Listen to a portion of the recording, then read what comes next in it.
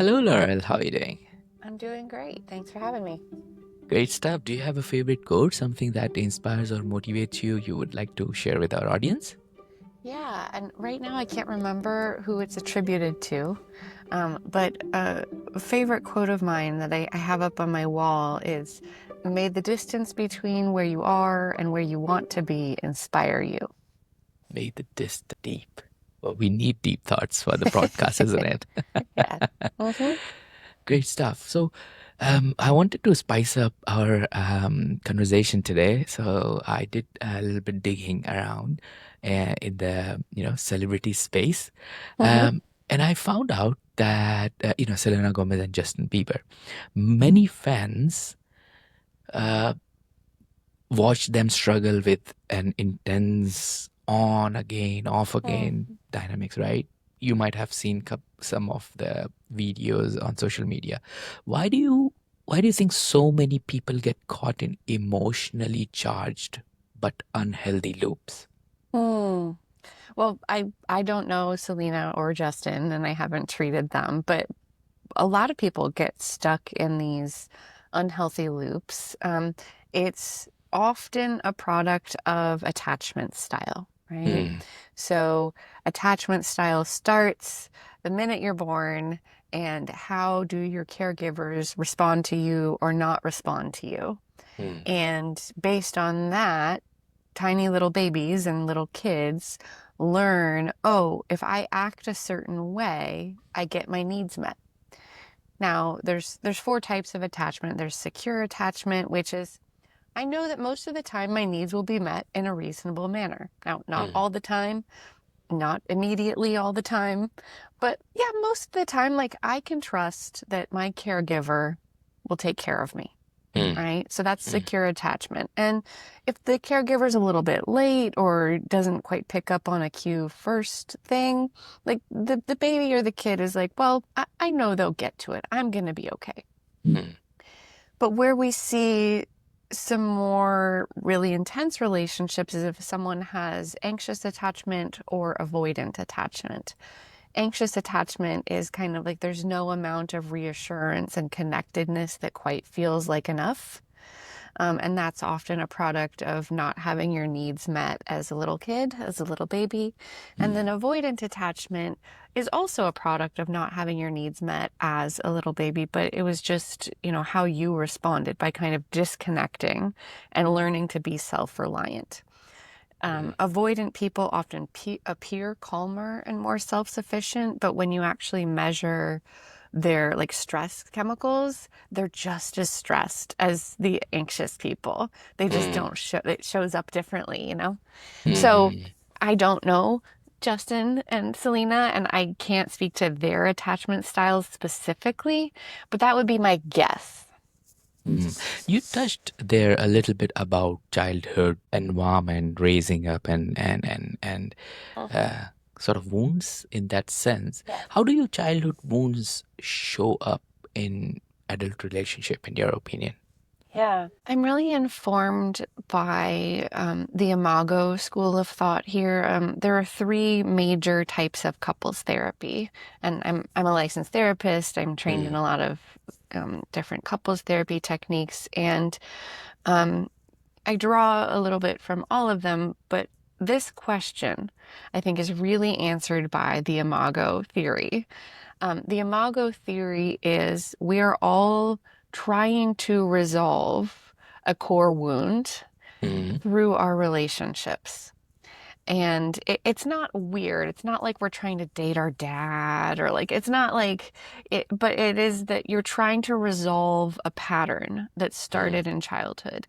This is why we see, someone that had an alcoholic or a workaholic parent as a kid, they find themselves drawn to someone who may be an alcoholic or workaholic as an adult because mm. they're trying to resolve that. And like, well, maybe this time I'll be chosen over alcohol or I'll be chosen over work. It's a subconscious process, right? And it's not bad.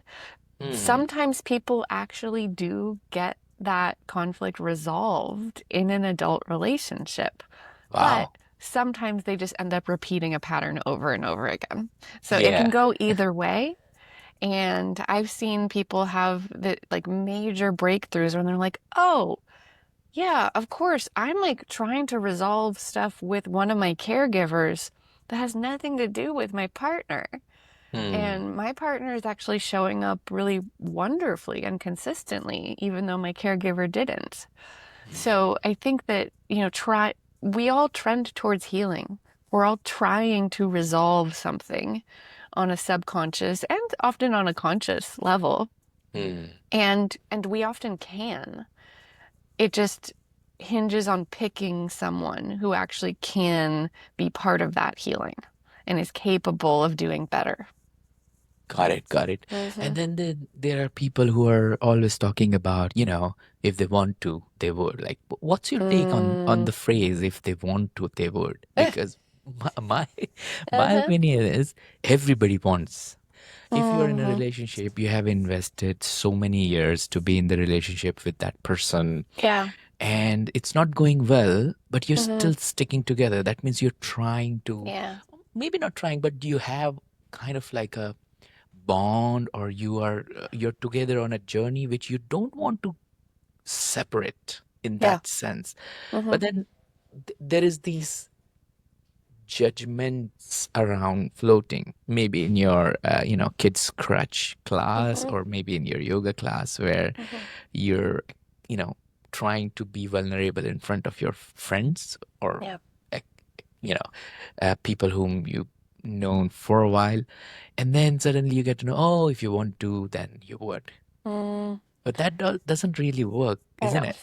No, it's too simplistic, right? Yeah. That's like saying if you wanted to be an Olympic gold medalist, you would. Like some of us have limitations, some of us have trauma, and sometimes in relationships, I find people are using that as an excuse for not communicating what they want. I think we Mm. sometimes overestimate how much we've communicated what we want, and expecting some mind reading. And when you just expect your partner to know what you want, that's setting them up to fail. Like, set your partner up Mm. to succeed by being very clear in what you want. Some people think it's not romantic if you have to ask for what you want, but I'm sorry, expecting them to mind read is the opposite of romantic, right? It's setting them up to fail, and Yeah. then neither of you feels good. Mm. Mm. Is it so? It's a very selfish question. I'm a man in my relationship. I have all these duties to go and throw my bins, every Mm, week.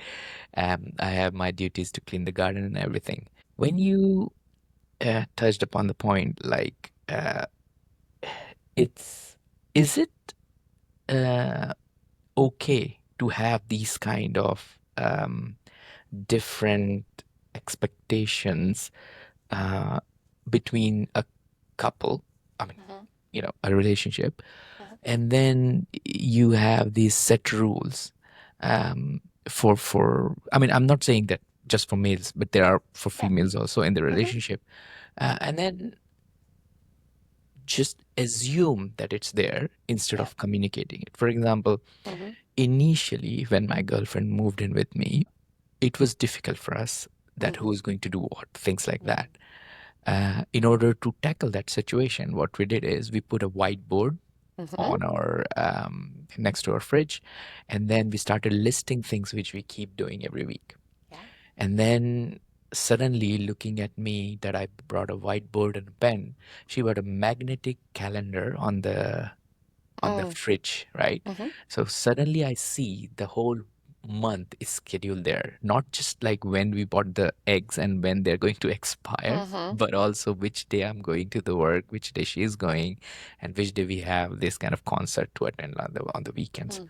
So suddenly our life started going around to this calendar. It's Mhm. good because it's more organized. And suddenly it has been more clear to me that these are the set of things which I have to perform. Because Mhm. obviously I don't know how to cook properly. So she does it most of the time. My job is limited to now cutting the mushrooms, getting the risotto rice, things like that. Mhm. So what's your opinion on that? Like, is it because you touched the point of communicating, right? It Mhm. is very important. We communicate it in a different way, but not necessarily all the couples do that, isn't it? Yeah. I think it's a great exercise for both members of a couple to be aware of what the other does, Mm, because then we're able to express appreciation for what they do. And I think we underexpress our appreciation in relationships. John and Julie Gottman, they are two researchers, and they're like the scholars on couples therapy. And they are able to predict with like 93% accuracy after watching like a 30-minute clip of a couple, a real couple, whether that couple will stay together or not. And one wow. of the, they really got it down to a science. And one of the predictors of a couple staying together is couples that turn toward each other and express appreciation, right? Okay. So when you know everything your partner does and you express appreciation for it, that's really doing a lot for the health of the relationship. Mm, I mm, think that same-sex couples and queer couples are doing a better job of dividing up domestic labor because there isn't a default male-female, like, mm. and a minute ago you said, obviously I don't cook. And I was like, well, why, Ash? Why don't you cook? There's Exactly. nothing stopping you from cooking, you know? Nothing. And and Yeah. and that's why she's all right. Okay, I'm going for my nail appointment. When Mm-hmm. I come back, I should have the onions cut, the mushrooms chopped, the peas out of the fridge, Mm-hmm. things like that. And then, the artistic part of making the Mm-hmm. risotto is what she does because Is she what she knows is. how to do it. But Yeah. all the other things I have to do it. So I am a part of cooking, but I'm not a part of cooking, if you know Well, it what I sounds mean. like you're being assigned random tasks, and we know that doesn't feel good, right? What if you asked her to teach you how to make the risotto and you just did it next time? Altogether myself. Yeah, why not? Then yeah, that's actually not a bad idea. And Yeah, then I'll put a candle on the dinner table and then yeah, say, there you go. yeah.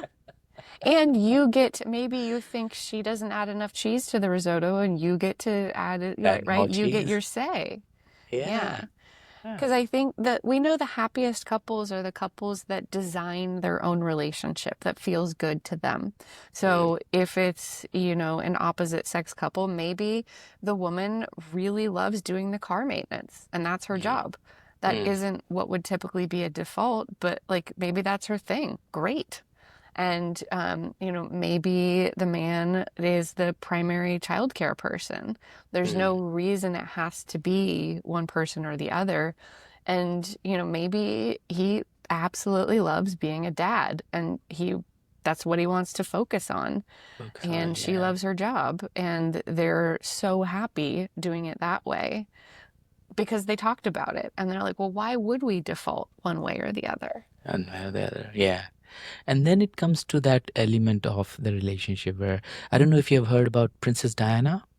Um, she, despite being married and in the public eye for several years, she described feeling deeply alone Yeah. in the relationship. Is Yes. it normal to feel lonely in a relationship? Yeah, it definitely, absolutely. There's kind of ebbs and flows of closeness and feeling connected to your partner.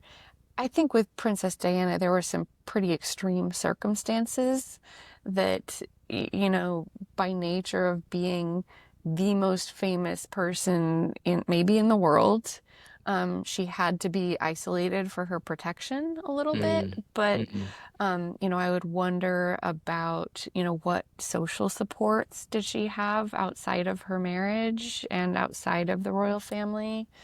And how much was she allowed to still do things she loved and to be herself? Because she was an extremely high profile, definitely, yeah. public figure. And that can be very isolating. But for everyday people, if you're feeling lonely in your relationship, um, I would ask, how connected are you to other people outside the relationship? Because we can't get all of our emotional needs met by one person. If you expect Mhm. your partner to meet all your emotional needs, they're going to fail, Yeah. Yep. right? Set your partner up for success by having good friendships outside Mm. the relationship. And then if you feel like you have good relationships outside your primary relationship, then it's a matter of, okay, how do we reconnect? How do we build deeper intimacy? In couples therapy, we often call it updating and deepening your love maps. Mhm. Love maps are your understanding of your partner's inner world. What makes them who they are? How are they different than everyone else? What do they love? What are they afraid of? What are some of their sensitivities and quirks and things that make them special? I want to uncover on that. This is very Mm-hmm. interesting. You know, Mm-hmm. how can people build deeper intimacy? Yeah. This is like a big topic, I know. Yeah. Would you be able to like give us small you know, you don't have to reveal any names or anything, but a use Yeah. case or somebody you helped Yeah. doing that? Yeah. Well, this is something we do with a lot of couples in couples therapy, so I'm not spoiling anyone's Yeah. Okay. confidentiality, but you could I've done this myself, of just like pick a date night Hmm. where you don't have to say, "Oh, honey, we're going to update our love maps." I mean, maybe you can if you want to, but in my case, you probably have heard of the New York Times 36 questions to fall in love. Yes. Yeah. That's an It's very example famous. of, Yeah. yeah, it's very famous for a reason. And actually, my brother and his wife, that's how they got started dating and fell in love, and they're married with a little girl now. Awesome. I know.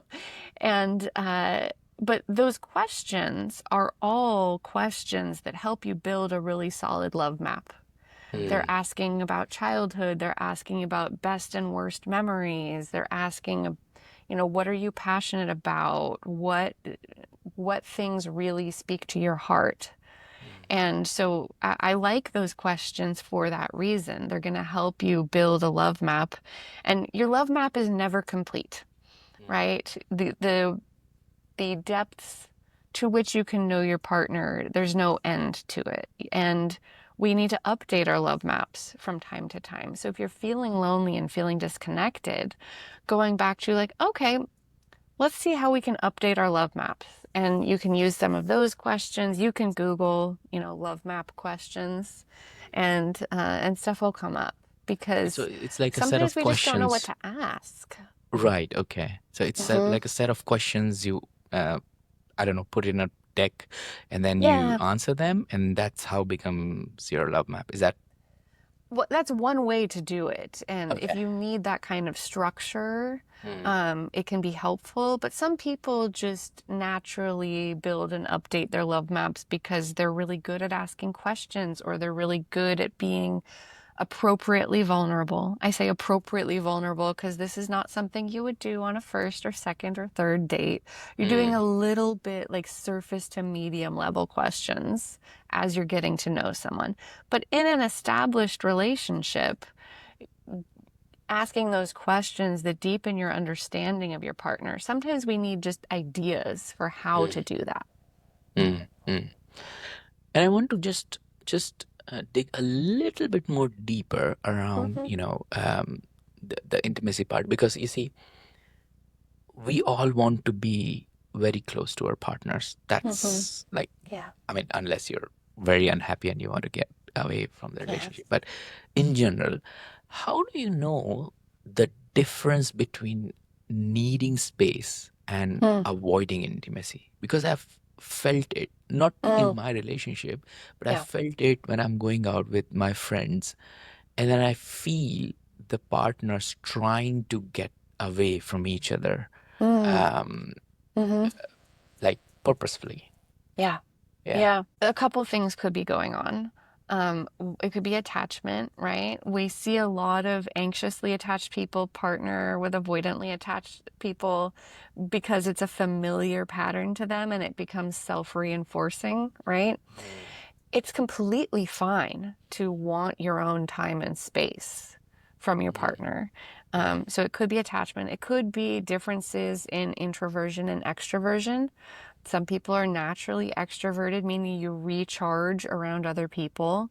And some people are just naturally introverted, meaning you recharge alone. It's not that you hate people. It's not that you don't like friendships or want closeness. It's just like, I need some time to myself to recharge.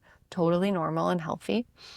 And then there could be couples that don't know how to navigate conflict without it becoming overly personal and like not being able to be in conflict or in tension or in disagreement without feeling the need to pull away from each other. Um, and it's okay. It doesn't mean that you don't want to be close to someone if you don't want to be around them 24/7. Yeah, Right? yeah, and that's. I mean, I dig into the fact that you mentioned that you need to help your partner. You need to help your relationship by making friends outside Yes. your relationship. That Yeah. actually helps, right? So this is Yeah. really, really cool. And again, sharing my British example, Meghan Markle and Prince Harry. Their love story looked like a fairy tale. You know, not Yeah. in the sense of like the other prince we had here, right? Because they Mm-hmm. married into the St. Paul Church and everybody Mm-hmm. was watching it. Meghan Markle and Prince Harry had a different kind of fairy tale, which is like, I don't know, Beast and the Beauty and the Beast, something like that. I don't want to call anyone Beast, but it's just They had reminds me. a Yeah, lot of external stressors. exactly. Maybe a little bit more like the original Brothers Grimm fairy tales that were not always shiny and Yeah, fun. yeah, Yeah. yeah. Uh-huh. And just based on that, I was just thinking, I see them all the time in love and everything. It's so easy for them, they don't pretend as such, at least in my opinion. Mm-hmm. Is love supposed to be effortless, No. or is that just No. harmful myth? It's a harmful myth. Absolutely. Um, so I read Prince Harry's autobiography. I loved it. I Hmm. know it was kind of divisive, but I thought it was very well written by his ghostwriter. Hmm. um, and I enjoyed. I listened to the audiobook, and he narrated it very well, and like his personality really shone through. And he talked about like yeah, when he was falling in love with her, it was so easy, and he was just like, "This is my person. This is it." Hmm. Right. But then he talked about she faced a tremendous amount of criticism and like overt racism Hmm. because there had never been a black partner Yeah. of a member of the royal family, and she was American, and like there were a lot of reasons she faced, and it was extremely stressful, and he was very worried that she would bail before they got married. He was Hmm. very worried that she would say, I can't do this, Hmm. because he'd had other girlfriends who said, I can't take this public scrutiny. Hmm. And I think they've had to really, really protect themselves. And I think they both have gone through a significant amount of trauma therapy that they've talked publicly about Yeah. because Yeah. of all the backlash that they've faced. Um, and, I think about like, God, if I went through that, I don't know if I would stay with my Yeah. So partner. Like hard. Yeah. that is truly some loyalty Yeah. that they have to each other. Um, and I think that, the love between them, very strong, but all the external things happening, very stressful. And Wasn't yeah, Megan was a mother before she got married to Prince Harry? I think she was divorced. She was divorced, She not was mother. divorced, not a I mother. always thought in my brain that maybe this is her superpower. Because once you're a Mm, mother, you have this superpower of like mm, fighting. I don't mm, know. It comes yeah, naturally. I don't know. I'm not yeah, a woman, but I'm just guessing it. And that's why she was able to like, take all these external stress, but yeah. still survive. Mm. I mean, maybe her superpower comes from, having been in the public eye as an actress and Mm, knowing just, how much your privacy can be invaded upon, and like not being foreign to being in the public eye probably helped. mm. That's my guess. But no, Definitely. she didn't have kids before they got together. And there was another question you asked. Oh, you asked, should love always be effortless? In the beginning, it should be relatively easy. You know, those first 6 to 18 months, if you're running into tons of conflict and, you know, it's difficult those first 6 to 18 months, I would be concerned.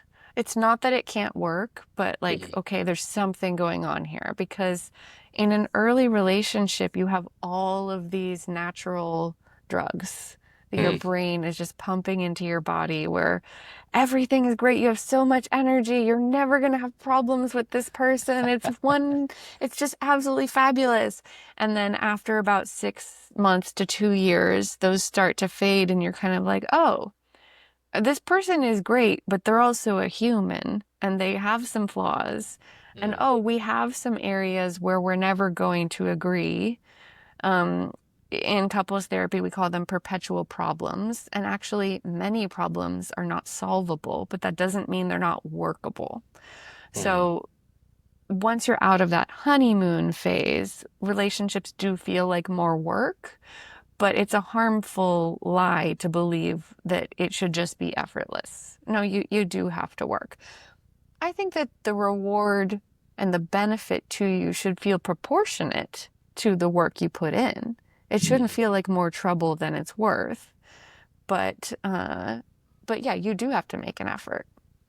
You do Mm. have to communicate. You do have to accept that you're going to disagree or have conflict around some things, possibly forever.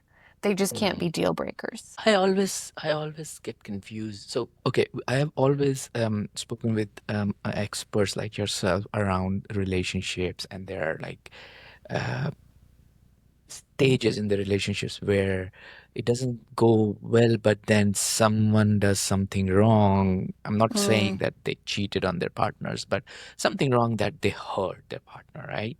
Mhm. And then there is a perspective. So I was playing my badminton the other day. We go into a local club, and I was coming back when I started chatting with a mate of mine. He was a little upset, as compared to usual our timing together.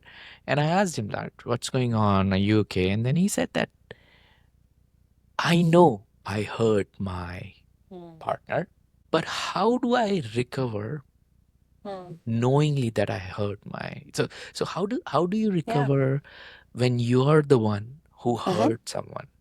Yeah. First of all, if you're with someone for any length of time, you inevitably will hurt them Mm. unintentionally. That's just how humans are. We do something completely unintentionally, or we have to make a difficult decision. Like, do I show up to date night or do I turn in this report because the whole funding for the nonprofit I work for hinges on this getting done today, right? Mm. And Mm. then your partner will be hurt, but you had to make a tough choice, right? Yeah, yeah. Um, so inevitably we will hurt our partner. But with every rupture is the opportunity for repair. I think we underestimate how much saying, I'm so sorry, I know I hurt you. Is there anything you need to say to me? Or is there Mm. anything you need me to understand? And just being open to listening to it rather than getting defensive or Mm. explaining, but I had to turn in the report. I mean, they should know why you didn't show up to date night, right? Yeah, But yeah, don't yeah. keep going back to it and over explaining. If they know why, Mm. then let it be. And and then sometimes it's just showing up and acknowledging you hurt them and letting them communicate whatever feelings they have to you. Mm. And then it depends on what the situation was. But trying to make it up for them, usually just by doing better next time. Um, It helps. grand gestures don't really solve the problem. They kind Mm. of avoid the problem, Okay, right? okay. Unless the problem is, I don't know how you feel about me, or Mm. I feel like you don't make an effort. But I think in most cases, small efforts and small things every day go a lot farther than grand gestures. Grand Got it. gestures are great like once in a while, but a Mm. relationship is based on the small day-to-day efforts to turn towards each other, to express appreciation, to communicate effectively and proactively, Mm. and to ultimately make your partner feel seen, heard, and understood. Got it. Got it. Mhm. And one of the emotions I came across was, I mean, not personally, but I came across this situation where I felt that sometimes one individual in a relationship could be jealous of others. Do you Mm, think jealousy is a red flag, or can it mm. signal something deeper? Um, it really depends on the situation. If there's a specific person and a reason for that jealousy, like maybe it's an ex, or maybe it's someone who gets to spend a ton of time with the partner at work, Mm. um, or if it's just kind of a general suspicion and jealousy of anyone else in the partner's life, that I'm a little more worried about. Because ultimately, you need to be able to trust that your partner's going out in the world and not getting up to any funny business. Because there's no possible way to monitor them all the time. And if you're monitoring them all the time, that's pretty unhealthy. So if you're jealous of other people, my question is, okay, other people are going to do what they're going to do. Do you have trust in your partner? And a lot of people will say they do when they don't. And if you don't have trust in your partner, why? Is there Mm. something that they've done that has warranted that lack of trust? Or is this an anxious attachment issue that is really something that you need to resolve for yourself? No partner is going to be able to offer enough reassurance to heal anxious attachment. Anxious attachment has to be healed yourself, Mm. usually in therapy or in a very healthy relationship with intentional work. Got it. Got it. Do you think it's healthy to share everything with your partner, or should some secrets stay secret?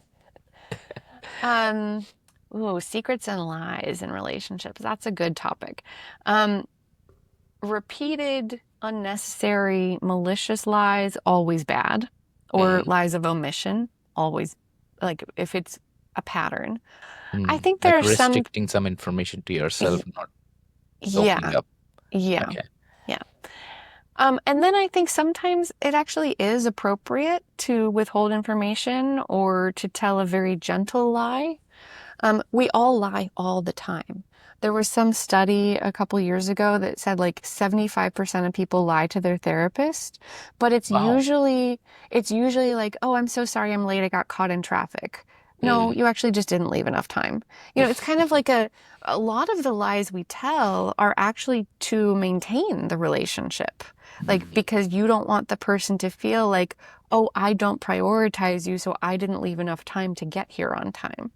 Right? You're lying because you want the relationship to be good. It's not necessarily a good idea to tell a bunch of lies, but those kinds of lies, those little lies that are not of major consequence, they're okay, right? Or Mm. like, let's say there's someone in your life who you don't want to have a relationship with anymore. Your partner is distrustful of them, and you get a text message or a phone call from them, and you do not reply. You don't engage with it at all. You know it would upset your partner to hear that this person and you didn't do anything wrong here. Then I think it's okay to just not mention it, right? Unless Okay. there's a safety issue, right? Yeah. Yeah. Um, but those kinds of things, like when you are like, I am on I am behaving with integrity and with full respect for my partner. I'm not engaging in anything that would upset them. They don't need to know that this crazy person from my past is still reaching out. I think that's okay. And then as far as should you tell your partner everything? No. Okay. Um, because it can be hurtful to tell Mm. your partner everything, right? Um, I think we've all been in the situation where it's like, do I tell my partner they should brush their teeth? Right? Because they have bad breath, right? And that's a judgment call in the moment. Mm. Mm. Or sometimes sharing every thought and feeling that you have. There are some people who feel like true intimacy is sharing every thought and feeling that you have. Mm, I don't think that's a good idea either. Because it often doesn't consider their feelings and how it will feel to them to hear every thought and feeling that you have. mm, I would say that's not most people, and most people could actually stand to share a little bit more in the name of true emotional intimacy. yeah. But there's that subset of people that overshare. Yeah, Mm-hmm. yeah. And I understand that because, Mm-hmm. it's not just about transparency, trust, or loyalty. It is also about keeping everyone, well, at least your partner in the loop. But Mm-hmm. then I totally agree with you that not necessarily everything has to be shared. Yeah. Another point I wanted to touch today was around emotional cheating. A lot of people Mm. say that emotional cheating is worse than Yes. physical cheating. Why Mm. do people disagree so strongly on this? Emotional cheating can feel, it feels like a deeper betrayal because of the meaning we attach to it. Now, some people would feel equally or more betrayed by, sexual infidelity. Mm, Um, and that often goes with whatever, meaning they assign to what happened. But if you feel, I've been in the situation where a friend tells me something and they say, "Oh, I haven't even told my spouse this," and this is a friend, not as a mm, therapist, and I'm mm, kind of like, "Ooh, why?" mm. And I've said we need strong friendships, but often when someone says, "Yeah, I haven't even told my spouse this," I'm like, "Uh-oh, why? Why don't you feel comfortable sharing what you just shared with me with your Yeah. spouse?" Right? And this is a friendship. It's not um uh there's no blurred line there, but then I start to wonder, okay, so you're having non-romantic emotional intimacy with a friend that you're not having with your spouse. I Mm, can see some situations where that would be okay, but I question how often that's the case. Um, because most of us, our understanding of relationship is that this is a primary emotional support. It's not the only emotional support, but it is a primary primary emotional emotional support. support. Yeah. And there are some couples that's not the case. That's okay. And then certainly people that are in polyamorous setups like that there it might be a little different with different partners in their constellation or their polycule. But it feels like a rupture and a departure from the agreement that you have with your Hmm. partner. Like, hey, we are primary emotional support.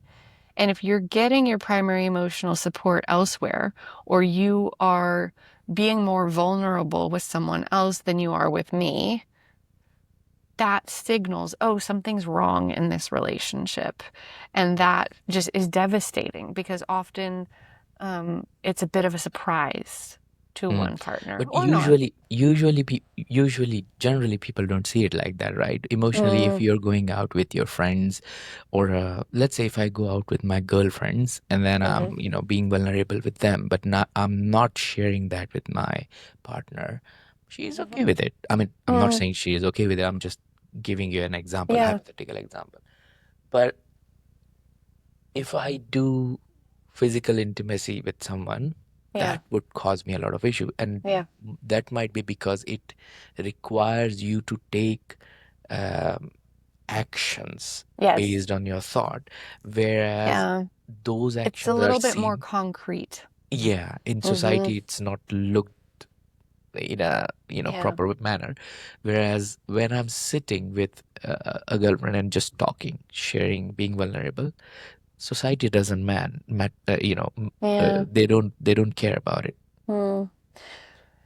Yeah, physical infidelity does require a series of decisions and Mm, ongoing decisions where you can intervene at some point and be like, I know this isn't okay, right? Or I know this goes outside the agreement I have with my spouse. And I will say this is even true in open relationships because there may be boundaries and rules that have been set in an open relationship that can be violated. Just because your relationship is open doesn't mean it's open to everything all the time in any Yeah. context, right? Yeah. So anything that goes outside the agreement is hurtful. And a lot of couples don't have these discussions about, like, okay, if we're monogamous, what does that mean? If you're at a bachelorette party and you make out with a guy on the dance floor, is that cheating? Or is that just having a little bit of fun? Or the more intangible emotional sharing, is that going outside of our monogamy agreement? I think a lot of couples kind of default to, and assume that they have the same monogamy agreement when they haven't discussed it. Yeah. It's difficult to justify or figure out what is what if you don't have a benchmark. I guess that's why it's necessary to first discuss it, potentially have it written down somewhere. Yeah. Can a relationship be healthy if one person always loves more than the other? Yeah. I think that's a common thing. Yeah. Or one person that expresses it more or attaches more of their identity to the relationship than the other. It can't be a huge disparity, but I think that it is common to have one person that is a little more invested or more demonstrative or more vulnerable. As long as both people do have some buy-in and are, respectful and honor the agreements that they have. And that can be one of those unsolvable problems, right? That not all problems are deal breakers, but it's like, yep, I know that I'm just a few inches more in this than my partner, and that's okay. I'm really enjoying this conversation, Laurel, and I want to go on and on, but we are limited with time, and we also have our quickfire round. But before we go into our quickfire round, I have a question which I've been asked on LinkedIn several times. Should you ever stay in a relationship for the kids? The research says if it's relatively low conflict and you feel like, okay, I can muscle through this, and it isn't a huge problem for me, and there are no safety concerns, the research says yes. If there's a safety concern, if there's major conflict, if it's, kind of a toxic environment, no. Very subtle and very informative, because you see, that's the difference. We have to understand the difference of being into that relationship, how important it is to be into that relationship, to make sure that we're not just doing it for kids only, but also for ourselves. And I think that there's even more subtlety there. Are you accepting a relationship you wouldn't want for your kids? What are you modeling to the kids? Kids are very smart. They're very perceptive. They will know something is up, right? So if you're just kind of unhappy, but like, okay, then maybe. But if you're miserable and you hate the other person, don't stay. Your kid will pick up on that, and then they will have a bad model of relationship for themselves later on. Yeah, got it. Yeah. Great. Cool. So I think we can go to our quickfire round. I've got 6 quickfire questions for you. If you don't want to answer one of them, you can say, let's skip, and then we can move on to the next one. Is that okay? Yeah. Great. Number 1, can you love 2 people at the same time? Yes. You can. Great. Can a relationship survive without sex? Yes. It can. Yeah. Okay. Do you want to uncover a little bit on that? I think there are asexual people or gray ace people that have very deep, meaningful relationships. Sometimes we run into trouble with desire discrepancy, but it all depends on how meaningful and important sex is to the 2 people involved. And if it's not a high priority, then yeah. Yeah. Okay. Great. Can long distance relationships actually work?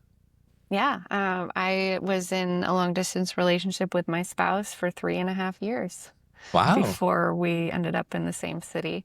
And we got married on our 8th anniversary a few months ago. that's awesome. That's awesome. Great.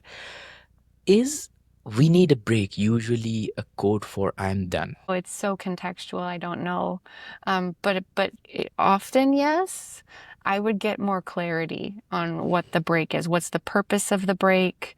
How long is the break? What are the rules during the break? Structure and containment. Those are your best friends. Got it. And the most controversial question, I keep it for the last Hmm. always. Is it ever okay to check your partner's phone? You Yeah. should never do that. The trust rupture. Um, I will add, if there has been infidelity or, oh, and it could also be like a financial rupture or something. If there has been a breach of trust and you are actively working to repair that breach, usually in the context of therapy, I think you can come to an agreement that for now you have access to your partner's phone as you are repairing the trust. But Mm. that is explicitly stated with rules and boundaries in the pursuit of repairing, not just, I want to see what's on there. No, it's not. If you're in a relationship with there hasn't been a big breach of trust and it's not okay to check your partner's phone without their consent. Perfect. That Yeah. that opens up a lot of answers today. I think when people are going to listen to this episode, they will get so much more insight I on hope the so. relationship. Yeah. So that's great. Well, Laurel, it's been absolute pleasure having you on Relationships Labs podcast. If people want to get in touch with you, if people want to, have a conversation with you, what's Hmm. the best way to do it? Yeah. So our website is laureltherapy.net. I know you are based in the UK. We're only unfortunately able to work with people in the US, specifically California, Florida, Michigan, and Washington. Hmm. And I have a couple of really great therapists on my staff. Hmm. We're also on Instagram at Laurel Therapy Collective, and then we're on LinkedIn and Facebook. But really, it's our website. And please don't reach out for services on social media. That's not confidential. So just go Yeah. through our website, laureltherapy.net. Laurel Therapy. Great stuff. Laurel, thank you so much for being with me and sharing your, impactful work you're doing for everyone, basically. Thank you so much for your time and have a great day. Thanks. I loved this grab bag of questions. It was great to hop around.